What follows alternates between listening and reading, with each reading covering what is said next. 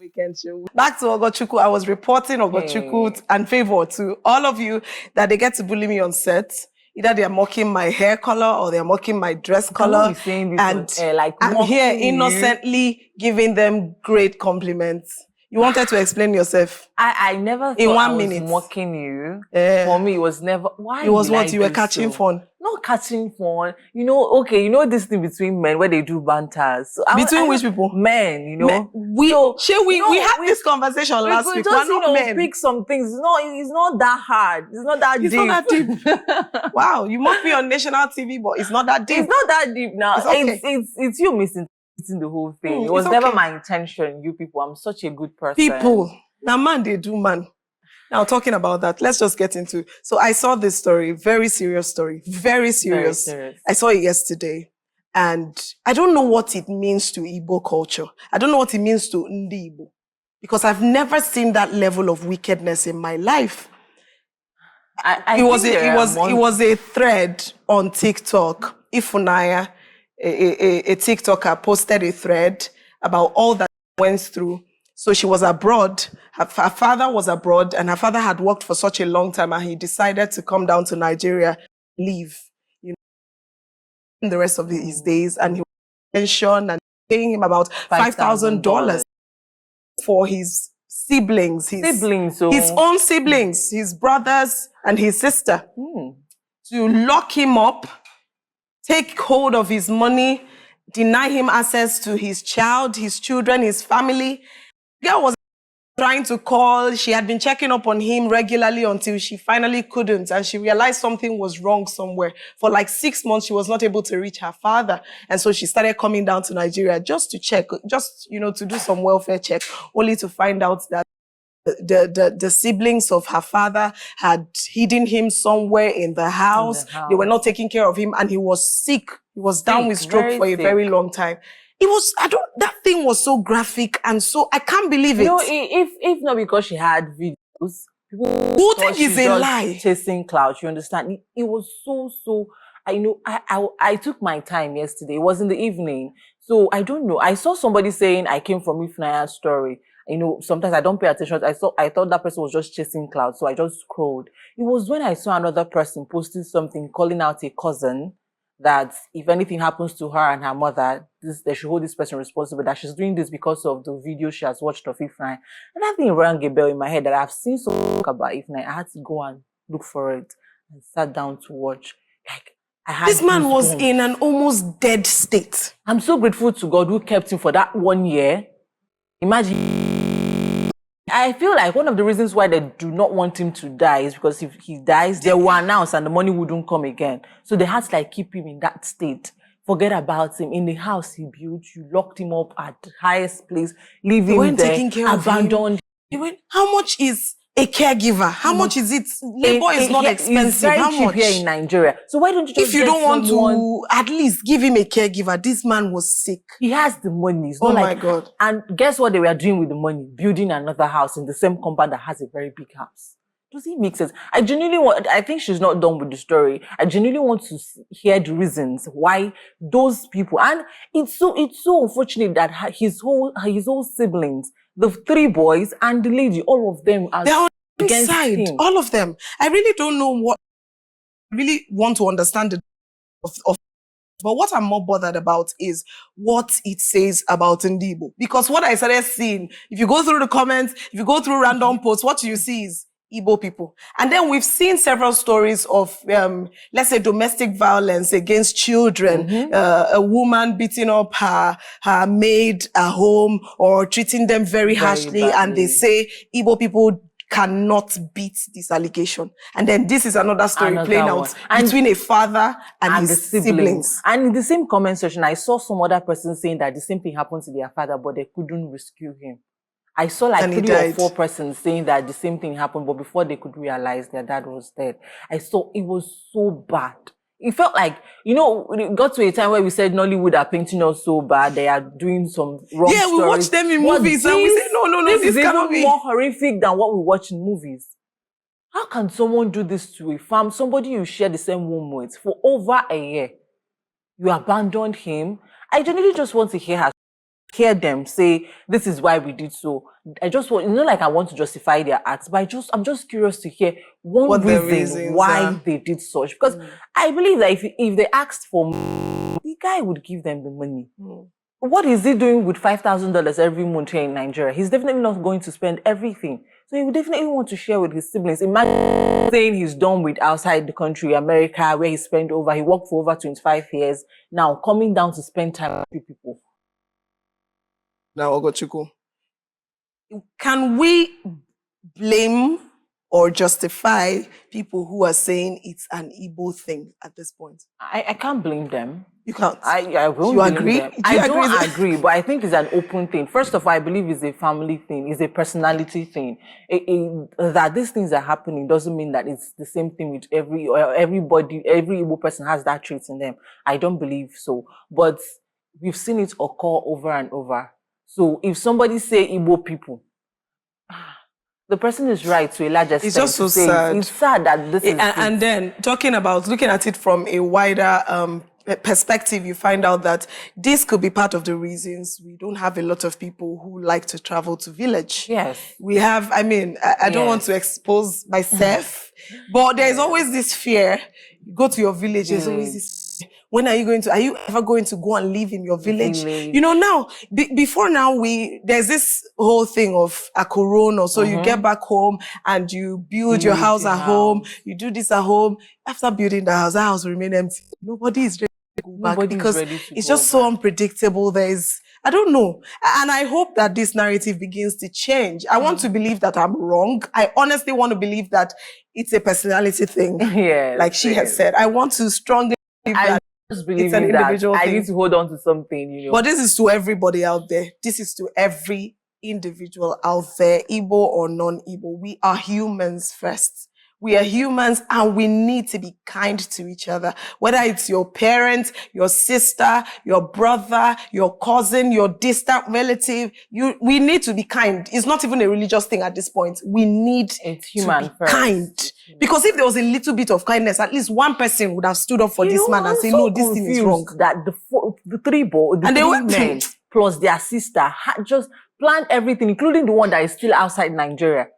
The one outside Nigeria was now the one saying that when he saw how things were going, he was now texting other persons who were involved in the whole thing and telling them that they should withdraw whatever they are doing for her.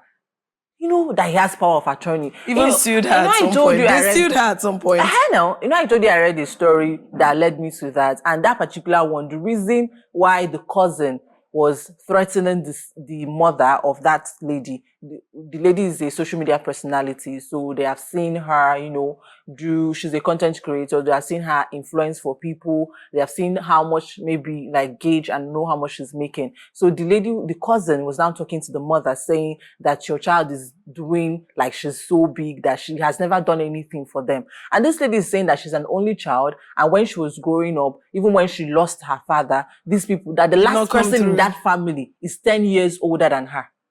The last child of that family is 10 years older than her. And none of them came for them when she was young. I think she was around 15 years when her dad passed. That she remembered her dad saying that you should not be angry at anybody. You should not be mad at anybody for not taking care of you or your family the way you wished to. Now she has been able to build on her own without anything being handed over to her. And somebody is feeling entitled and saying that because she's not listening to them or because she's not talking to them, that they are going to use witchcraft and something. It was an open threat. She said she has gone through a lot of things, that she's exhausted, and because of this particular video, she was just motivated her to write something about it. So it left me just so curious.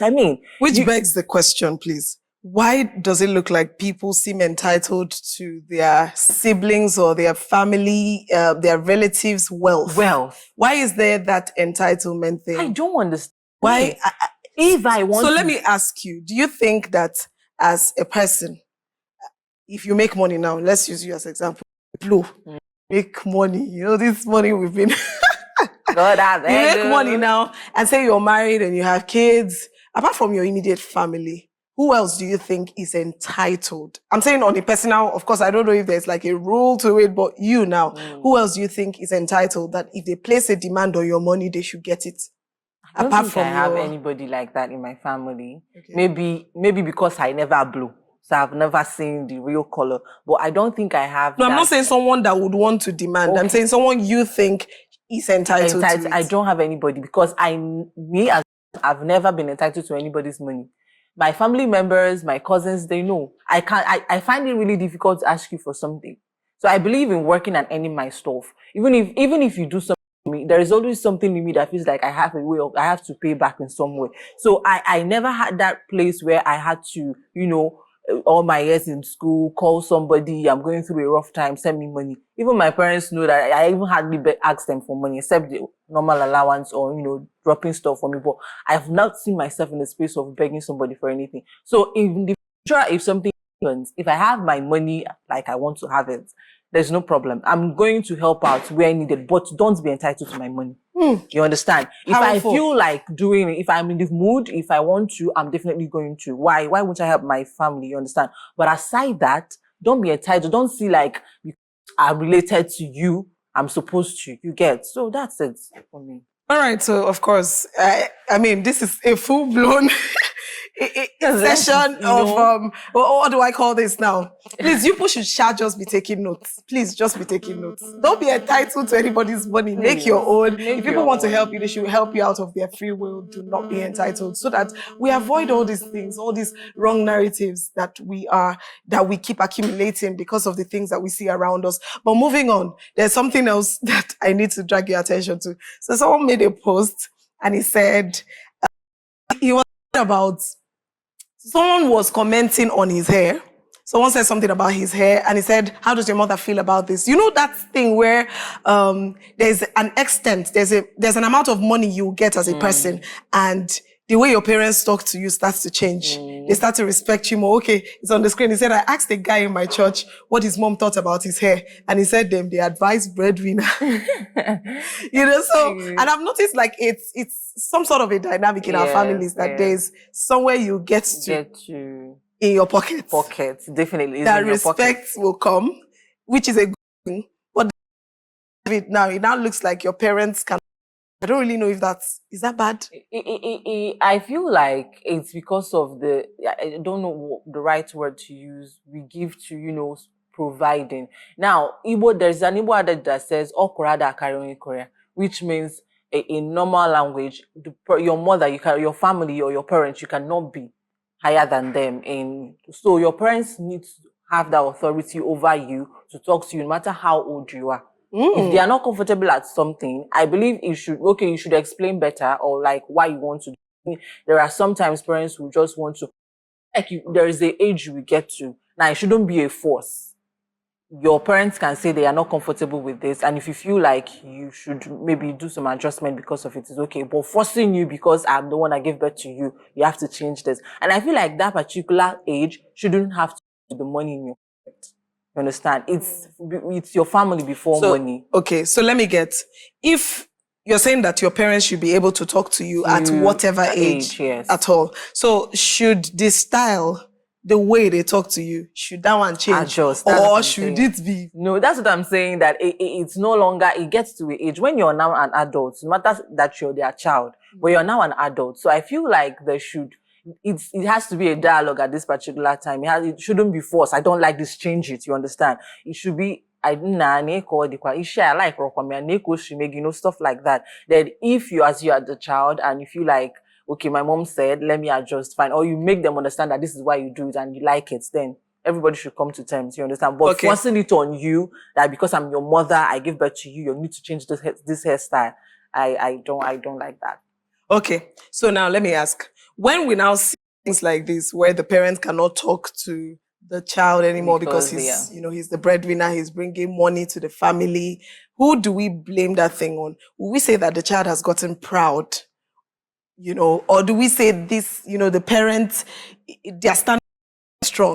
You know how it is now, because of money, you just, know how people can be when there's money, you just want to submit, you just want to be very, very, so who do we blame it on, the parent or the child? Just briefly, please. I think everybody has a blame in it, because I feel if it depends on how you as an individual has grown and groom yourself. I don't think I would be proud because I have money and I'm bringing money home, not to obey my parents, you understand, or do something they are not totally comfortable with, you understand. So I think it's a shared blame. The parents have it where they feel like, okay, because my child has the money, he's bringing the money, I don't want to offend him so that he will stop bringing money, you understand. So they tend to play towards whatever the child is saying. So I feel like it's a shared blame. Even as a parent and your child is bringing money home, you're still a parent. You're still the mother, you're still the father. So you still have that level of authority over your child. And I don't think you should, let go of that because providing. And for the child, I don't think you should feel so proud or feel like nobody should talk to you because you're the provider. Then you cannot listen to anybody. You cannot be bent. No, I don't think it will. Okay, so my own hot take on this matter. I personally, I'll give a higher percentage of blame to the parents, and not because I don't understand. Okay, I was checking the comments and people were saying, especially in poor homes, this is how it is, especially in poor homes. Like, Oga, there's a way I think that a parent should train their children, and that training does not end. It does not, it's not peculiar to a particular aspect of their life. Yeah. As they are going, you're training them. As they are making money, you're training them. You're saying, this is what it should be. This is what your life should be like, where you are earning this amount of money. This is what is. So that's one. Number two is, I honestly think, even though this is not something that people can, really influence a lot of times, but I think that the parents should not lose their self-esteem because they are not having enough money. Yeah, sure. So first, I think you should have money. Try your best to continue to have money. But even if you don't have money, you should try not to lose your self-esteem. And nobody is saying you should lord it over your child. But like I said, the training should be an all-encompassing thing that as they are going, at whatever stage they are, you are actively involved in their life. You are overseeing certain things that they are doing. That's why you need to be grounded too. That's why, of course, it starts now that we're single. You need to start having sense. You as a parent, you need to start knowing a lot of things. Growing. So that as your child is growing, you're able to guide them. You will not get to a point where you are worthless in their lives. Because I think that's what happens a lot. When a child evolves to a certain place, age, the mother can't really relate. Like this social media age now. There are parents who they don't know what's going on with TikTok, with Twitter. I remember my dad, before I lost him, there was something he did. He was always upgrading. I don't know how that man was doing it. He did not go to school. But one, he said, please, this in your Facebook. And he got in. He got into, I don't even know if he got into TikTok. He was on Twitter. He was everywhere. And he was watching us seriously. Now, he was not being all, he wasn't being all strict and stuff, but you could see he was actively involved. And with time, we saw it reflect in his behavior. With time, there are conversations you have with him and you're surprised that he's following. There are times he just call you and say, Divine, so. And you know that there was never a time where we didn't need him because he was upgrading. He was upgrading too. So I think that's a strong lesson. Yes, I think parents should do that as well. There was this tweet that something like that as well that I saw where the mother doesn't like tattoo, but the child came home with a tattoo of her name. So now she doesn't know what to do. She's not okay with the tattoo, but being her name, she's trying to adjust now. It's been a trouble for her. She will learn to love tattoo.